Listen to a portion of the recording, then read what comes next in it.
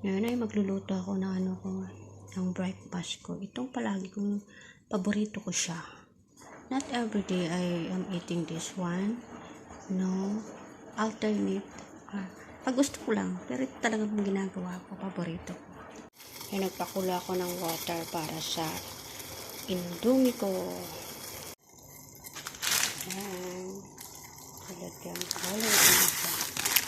Sabi kasi nila, hindi daw yan masustansya, hindi daw maganda sa health.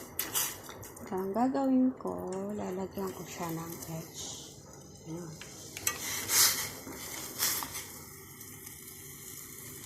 Ito palaging pinakain ng mga OFW.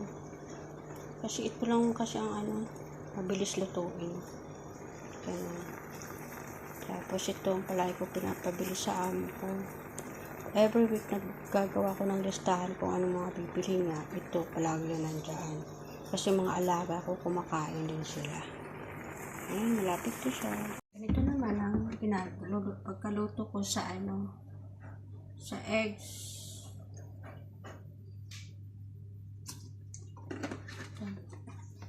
Ito, yung eggs. Ipiprito ko siya. Gusto ko dalawa.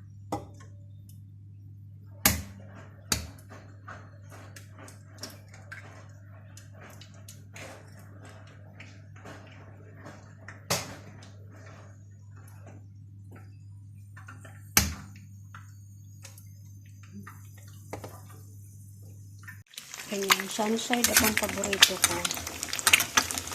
Ayan lang. Sarap kasi pag sunny side up.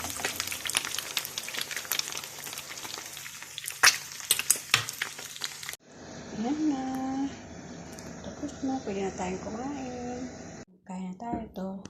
Ito, chai yan. Tea with maramiya. Tapos yan. Dalawa pinirito ko. Kain tayo. Kain tayo. Sarap po. Favorito ko to. Pero dahil sa sinabi nila, matagal daw malusaw sa tiyan yung noodles. Kaya hindi ako palaging ganito. Twice a week. Yan. Kain tayo. Sarap po.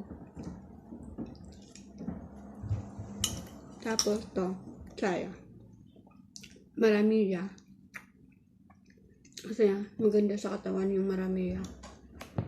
Pag bloated ka, ito, uminom ka lang ng maramiya, mawawala yung pagiging bloated ng tiyan mo. Tulog pa mga alaga ko. Kasi bukas, mag-travel sila. Nag-aaral kasi sa Turkey yung dalawa kong alaga. So, 3 na lang kami dito. Yung ama kong lalaki, si Madam. Pero kasama bukas si Madam, ihatid niya yung anak niya sa Turkey. Suot ko na yung binigay sa akin ni Madam ng mga alahas.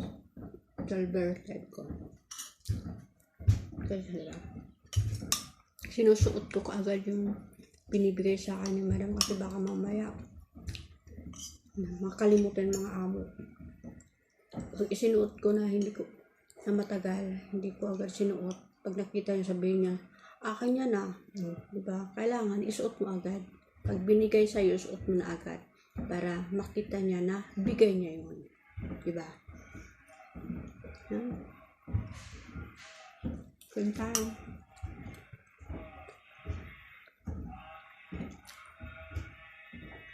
Thank you guys. Salamat. Hindi ko nahabain. Thank you for watching. Sana subscribe nyo ako, please.